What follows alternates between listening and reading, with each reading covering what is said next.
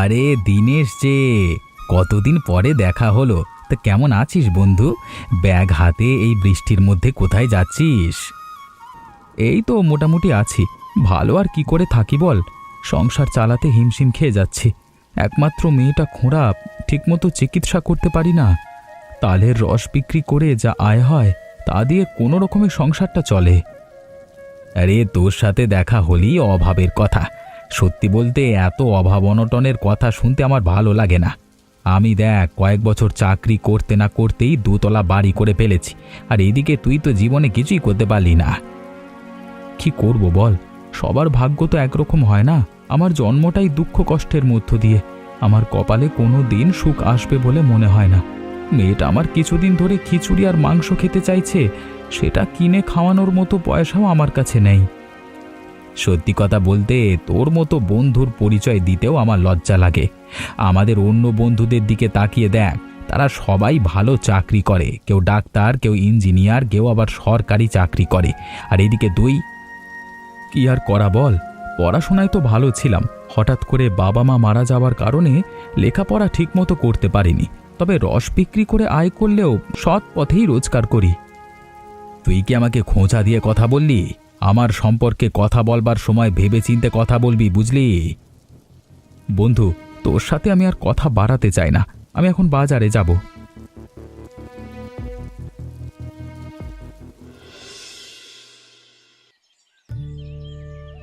বাবা, সাবধানে নামো।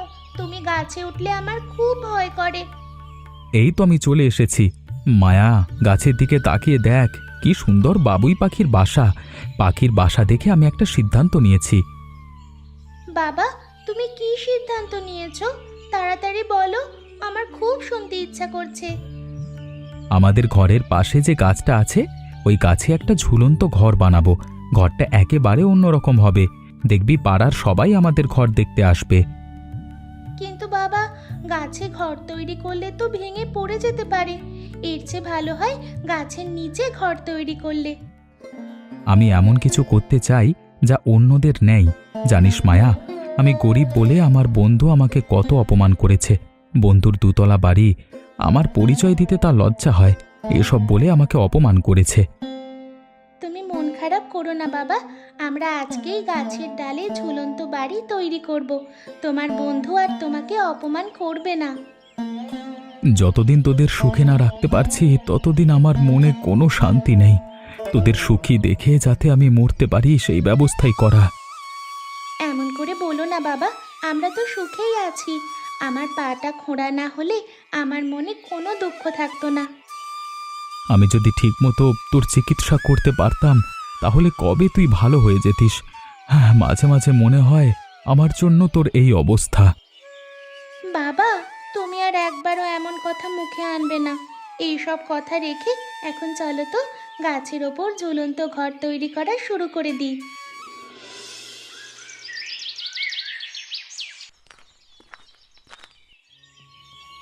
মা, মা, বড় বিপদ হয়ে গেছে।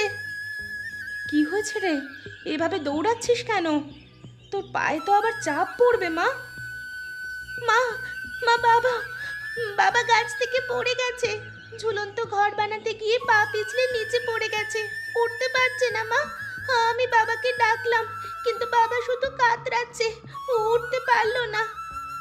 হায় সৃষ্টিকর্তা, আমি তো কতবার মানা করেছিলাম, বলেছিলাম এমন ঝুঁকি নিও না।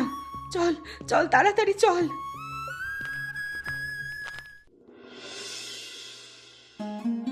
এ কি করলে বলো তো তুমি? এত বড় ঝুঁকি নিতে হলো? কতবার বলেছিলাম এইসব ঝামেলার মধ্যে যেও না, যেও না। আমার কোনো কথা তুমি কানে নাওনি। এখন কি হবে? আমার তো মনে হচ্ছে তোমার মাজাটাই ভেঙে গেছে। ভূমিকা, আমি তো শুধু চেয়েছিলাম তোমাকে একটু সুখ দিতে, যেন কেউ আর অপমান না করে। এখন মনে হচ্ছে এ জীবনে তোমাদের সুখী করতে পারবো না। বাবা, বাবা তুমি কথা বলো না। আমরা আছি, আমরা আছি তোমার পাশে। তুমি ওঠার চেষ্টা করো। মা, বাবাকে ধরো। তুই কাঁদছিস কেন? আমি তোকে কাঁদাতে চাইনি মা। ভাবছিলাম একটা সুন্দর ঝুলন্ত ঘর বানাবো। তুই জানালার পাশে বসে থাকবি আর আকাশ দেখবি। আমাদের সুখ এই মাটির ঘরেই আছে। তোমার কিছু হলে আমরা বাঁচবো কিভাবে ভেবে দেখেছো একবারও? তুমি কাজ করতে না পারলে আমাদের সংসারটা চলবে কি করে? আমার কপালটাই খারাপ। এই জীবনে আমার দ্বারা আর কিচ্ছু হবে না। এখন তো আমার বিছানায় শুয়ে থাকতে হবে। সব ঠিক হয়ে যাবে, আগে তুমি সুস্থ হও। মায়া, মা তোর বাবাকে ধর, মনে হয় তোর বাবা একা একা দাঁড়াতে পারবে না। আচ্ছা মা, আমি ধরছি। বাবা মনোজ, বাড়ি আছো? খুব বিপদে পড়ে তোমার কাছে এসেছি। মানসী কাকি, তুমি কি দরকারে এসেছো? তাড়াতাড়ি বলো, আমার কাজ আছে। তার আগে একটা কথা বলো তো, আমার নতুন বাড়িটা মানে কেমন কেমন লাগছে? এ অঞ্চলের মধ্যে সবচেয়ে সেরা বাড়ি হয়েছে আমার। হ্যাঁ হ্যাঁ। খুবই সুন্দর বাড়ি বাবা, এত সুন্দর বাড়ি আমি আগে কখনো দেখিনি। বাবা, তোমাকে একটা কথা বলতে চাই। বন্যায় আমার ঘর বাড়ি সব ভেঙে গেছে। কিছুদিনের জন্য যদি তোমার এই বাড়িতে আমায় আশ্রয় দিতে, খুবই উপকৃত হতাম। কাকি, তুমি এসব কি বলছো? আমার নতুন বাড়িতে তোমাকে থাকতে দিতে পারবো না। তোমাকে আশ্রয় দিলে গ্রামের আরও লোকজন এসে আশ্রয় চাইবে। আমার এত সুন্দর বাড়িটা আমি নষ্ট করতে পারবো না। বন্যার জল নেমে গেলে চলে যেতাম। তোমার এত বড় বাড়ি, তাই ভেবেছিলাম তোমার বাড়ি এসে হয়তো কিছুদিন আশ্রয় পাবো। কিন্তু বাবা, আমার ধারণা ভুল। আপনার মতো মানুষদের আশ্রয় দিয়ে আমার বাড়ি নোংরা করতে চাই না। এটা ভদ্রলোক বসবাস করবার জন্য বানানো হয়েছে। আপনাকে আমি কিছু টাকা দিতে পারি। এত অহংকার ভালো না, আমি বলে দিলুম। এই অহংকারই তোমাকে একদিন শেষ করে দিবে। বিপদে গ্রামের অসহায় মানুষের পাশে যদি দাঁড়াতে না পারো, তাহলে কি লাভ এত এত টাকা পয়সা থেকে?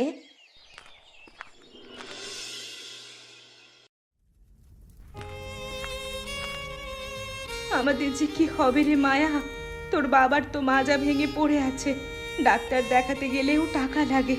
আর কাজ করতে না পারলে সংসারটাই বা চলবে কি করে? মনে হচ্ছে মাথার ওপর আকাশ ভেঙে পড়েছে। মা, তুমি এত দুশ্চিন্তা করো না। বাবা সব সময় বলতো না, কষ্টের দিন চিরদিন থাকে না। আমরা কিছু একটা পথ ঠিকই বের করব। পথ? কোন পথ রে? তালের রস বিক্রি করে যে কটা টাকা আসতো, তাতেই কষ্টে চলতাম। এখন তো সেটুকুও নেই। ভাবছি, আমি যদি মানুষের বাড়ি বাড়ি কাজ করতে যাই। তুমি বাইরে কাজ করতে গেলে বাবাকে কে দেখবে মা? আর তুমি সারাদিন পরিশ্রম করলে শরীর খারাপ করে যাবে। তখন তো আমরা একেবারেই ভেঙে পড়ব। তাই তো ভাবছি, তোর বাবার একটা স্বপ্ন ছিল, গাছের ডালে ছোট্ট ঝুলন্ত ঘর বানাবে, সবাই এসে দেখবে। হয়তো সেই স্বপ্নটাই আমাদের কাল হয়ে দাঁড়ালো। না মা, স্বপ্ন কখনো কাল হয় না। স্বপ্ন মানুষকে বাঁচার সাহস দেয়। বাবা অনেক কষ্ট পেয়েছিল বলেই গাছের ডালে ঘর তৈরি করার স্বপ্ন দেখেছিল। একটা কাজ করলে হয়, তুই আর আমি মিলে গাছের ডালে একটা ঘর তৈরি করব। আমরা বড় ঘর বানাবো না মা, ছোট্ট একটা কাঠের মাচা বানাবো। গাছের মোটা ডালের ওপর খুব শক্ত করে বাঁশ বেঁধে, সবাই দেখে যাতে বলতে পারে খুবই সুন্দর হয়েছে। ঠিক বলেছিস মা, আমরা দুইজন মিলে কাল থেকে ছোট বাবুই পাখির মতো একটা ঘর তৈরি করব।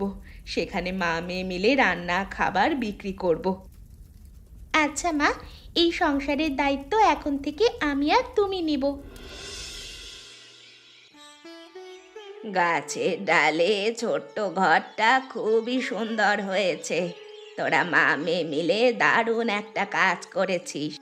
তোদের মতো যদি আর সবাই হতো, তাহলে সমাজে নারীরা আর পিছিয়ে থাকতো না। কিছু একটা না করলে আমাদের সংসার অচল হয়ে যাচ্ছিল। কয়েকদিন মিলে মা মেয়ে ভালোই ইনকাম করেছি। খাবার বিক্রি করার টাকায় আমাদের সংসারটা ভালোই চলছে।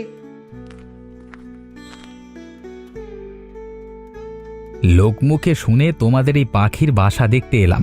পাখির বাসা করে দেখি ভালোই ইনকাম শুরু করে দিয়েছো।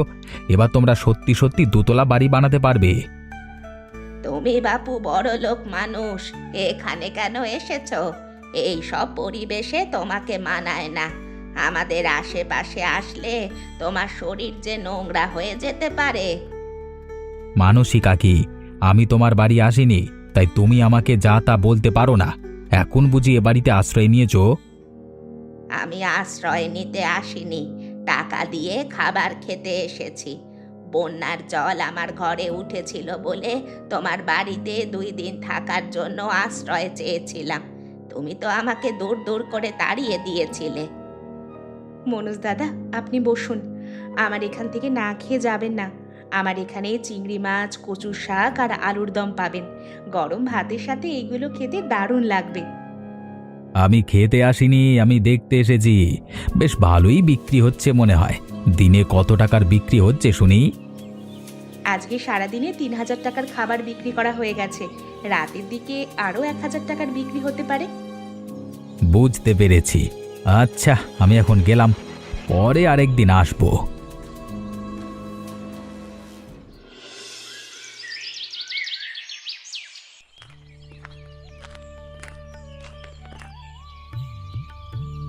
কেমন আছিস দিনেশ? শুনলাম এখনো পুরোপুরি দাঁড়াতে পারিস না। পাগলের মতো কাণ্ড করলে তো মাজা ভেঙে পড়ে থাকতেই হবে। বেঁচে আছি রে, ধীরে ধীরে ঠিক হয়ে যাব। তা তুই এখানে কেন? আজকে আবার অপমান করতে এসেছিস? আরে বন্ধু, তোর ভালোর জন্যই এসেছি। তোর এই গাছের ডালে ঝুলন্ত ঘরটা নিয়ে গ্রামের অনেকেই হাসাহাসি করছে জানিস। বলছে গরিবের পাগলামি। এসব করে সম্মান বাড়ে না, বরং কমে। সম্মান টাকা দিয়ে কেনা যায় না মনোজ। ওটা কাজ করে আর আচরণ দিয়ে অর্জন করতে হয়। আমার ঝুলন্ত ঘর নিয়ে যদি লোকে হাসাহাসি করেই থাকে, তাতে তোর কি সমস্যা? আচ্ছা, বেশি জ্ঞান দিতে হবে না। সোজা কথা বলি, ওই ঝুলন্ত ঘরটা ভেঙে ফেল। আমি তোকে টাকা দেব, অনেক টাকা। তোর মায়ের চিকিৎসার জন্য লাগবে না, শহরের বড় বড় ডাক্তারের কাছে নিয়ে যা।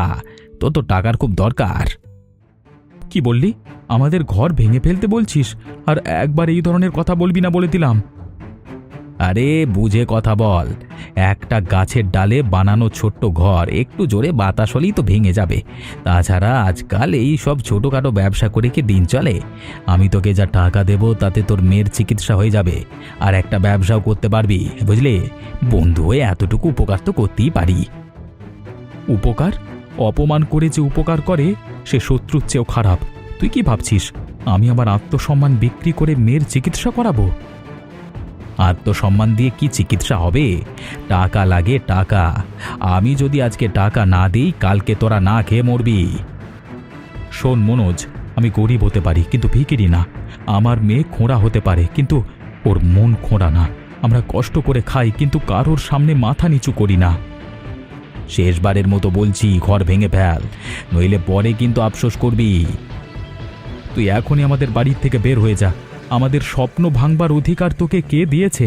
এই ঘর আমার মেয়ে আর আমার স্ত্রীর পরিশ্রমের ফল। ঠিক আছে, আমি চলে যাচ্ছি, কিন্তু তোকে আমি দেখে ছাড়বো।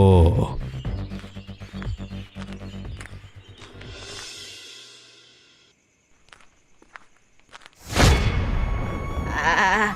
ওরে বাবা, কেউ আছো? আমাকে একটু তোলো। হাঁটুতে খুব ব্যথা। কেউ নেই কি আশেপাশে? দিদিমা, তুমি পড়ে গেছো? খুব কষ্ট হচ্ছে বুঝি?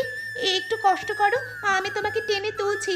বন্যার জল সরে যাওয়াতে কাদার মধ্যে দিয়ে হাঁটাচলা করা খুবই কষ্টকর। আর বলিস না, পড়ে গেলাম, উঠতেও পারছি না। মনে হয় পাটা মুচকে গেছে। এই বয়সে পা মুচকে গেলে আর ঠিক হবে না রে। তুমি ভয় পেও না দিদিমা, আমি আছি। একটু ধৈর্য ধরো, একটু কষ্ট করে আমার হাতটা ধরো। দিদিমা, ধীরে ধীরে উপরে ওঠার চেষ্টা করো। তোর তো নিজেরই কষ্ট, তুই আমাকে টেনে তুলতে পারবি না। তুই গ্রামের লোকজনদের ডেকে নিয়ে আয়। এই তো হয়ে গেছে। যাক, অবশেষে তোমাকে টেনে তুলতে পারলাম। আমি খোঁড়া বলে তুমি আমাকে ভরসা করতে পারোনি না? দেখলে তো, ঠিকই তোমাকে টেনে তুলেছি। আমাকে আর লজ্জা দিস না। আমি বলতে চাইছিলাম, তুই কি একা টেনে তুলতে পারবি? কিন্তু তোর মনোবল অনেক বেশি, তাই আমাকে টেনে তুলতে পেরেছিস। আজ তুই না থাকলে আমি হয়তো অনেকক্ষণ ওই খাদের মধ্যেই পড়ে থাকতাম, কেউ ছিল না আশেপাশে। একটা কথা বলবো, মন দিয়ে শুনবি? বলো। তোর বাবা যেদিন মনোজের সাথে কথা কাটাকাটি করলো, আমি দূর থেকে শুনেছিলাম। মনোজ বলতে বলতে যাচ্ছিল তোদের ক্ষতি করবে। আমরা তো কারো ক্ষতি করিনি, ছোট একটা ঝুলন্ত ঘর করে আমরা ব্যবসা করি, এতে ওরা তো রাগ কেন? কাজ করে টাকা উপার্জন করছি, এটা ওনার সহ্য হচ্ছে না। উনি চায় আমরা সারা জীবনই গরিব থাকি। তোরা একটু সাবধানে থাকিস, আমার কেন জানি মনে হচ্ছে ও তোদের ক্ষতি করতে পারে। সে দেখা যাবে, এখন চলো এখান থেকে যাই, তোমার কাপড়ে কাদা লেগে গেছে।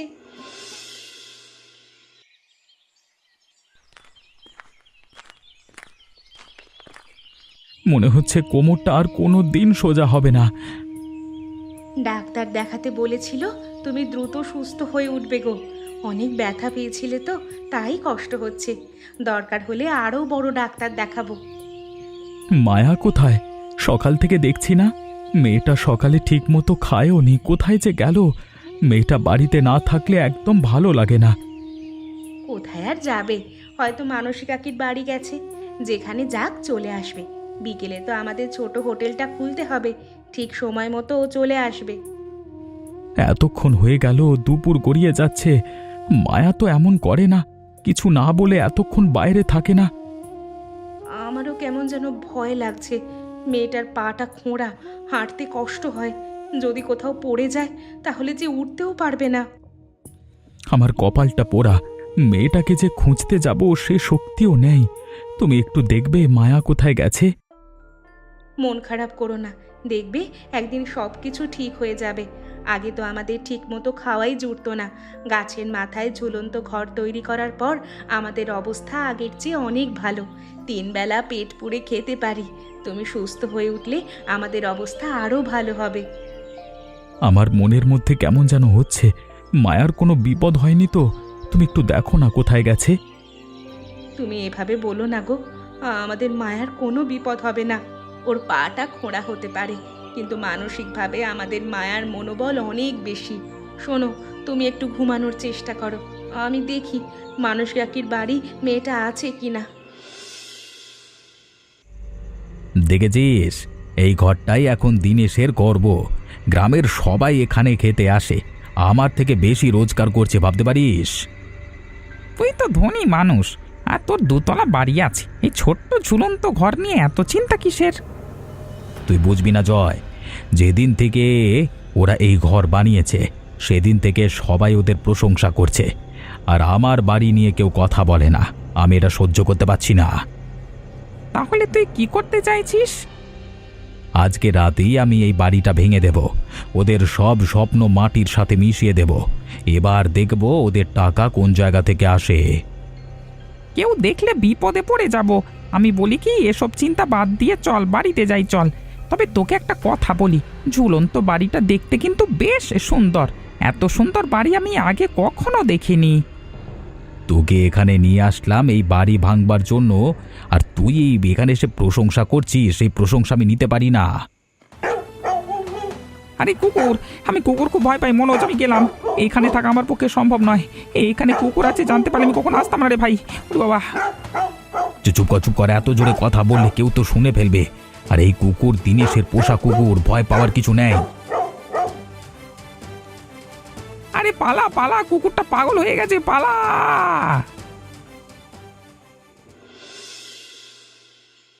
দিন দিন আমাদের হোটেলে ভিড় বাড়তেই আছে, কাজ করে পারা যাচ্ছে না। সুস্থ না হলে তো তুমি আর মায়া কাজ করতে পারতে না। সে অবশ্যই তুমি ঠিক বলেছ, কিন্তু মায়া আজ আবার কোথায় গেল? ওকে বারবার বলেছি আমাদের না বলে কোথাও যাবি না, তারপরও ও গেল। যাই বলো, আমাদের মেয়ের মনটা অনেক বড়। সেদিন কিন্তু মায়া মানসী কাকিকে খাদ থেকে তুলে বাড়িতে পৌঁছে দিয়ে এসেছিল, যার কারণে ও বাড়িতে আসতে দেরি করেছিল। আমার মনে হচ্ছে আজকেও হয়তো কারোর উপকার করতে গেছে।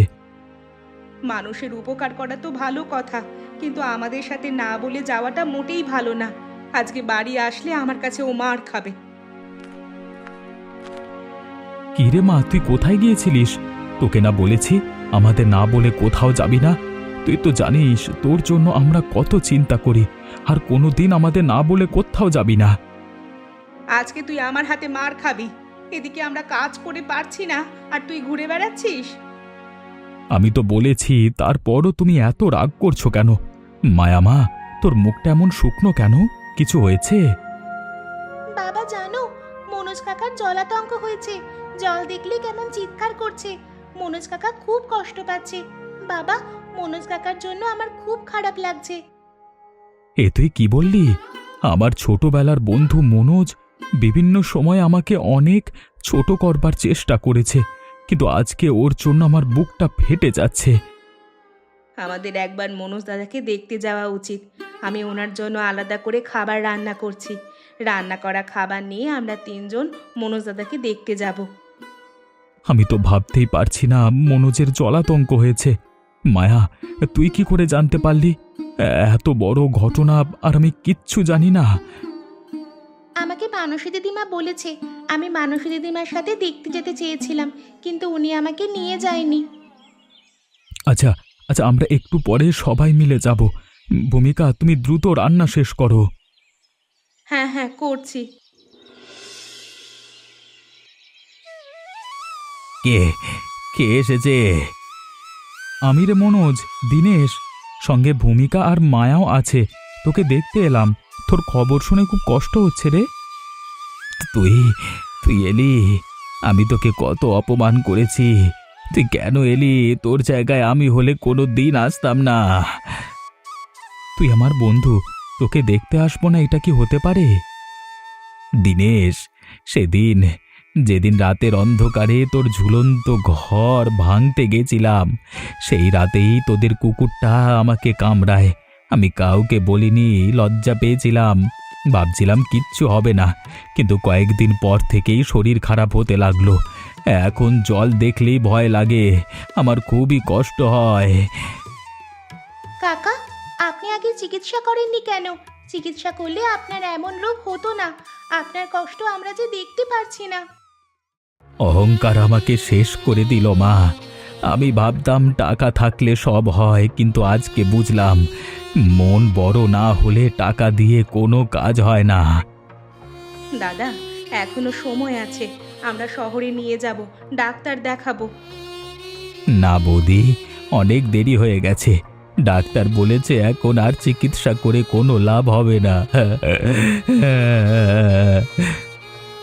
এমন কথা বলিস না রে, সব ঠিক হয়ে যাবে।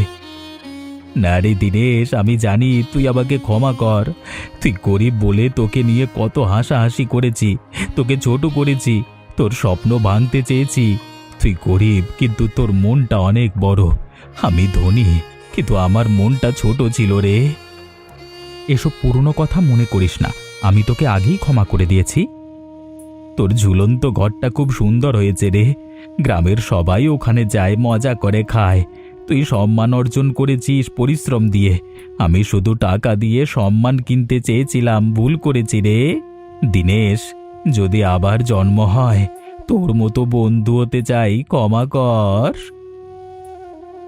আমি তোকে ক্ষমা করেছি বন্ধু, তুই শান্তিতে থাক। বাবা, কাকা তো আর কথা বলছে না। কেন বলছে না বাবা? উনি আর কথা বলবে না। অহংকার মানুষকে শেষ করে দেয়, সম্মান মানুষকে বড় করে। মনোজ, তুই দেরিতে হলেও বুঝেছিস, এটাই তোর মুক্তি রে। এমনই মজার মজার গল্প দেখতে আমাদের চ্যানেলকে সাবস্ক্রাইব করতে ভুলবেন না।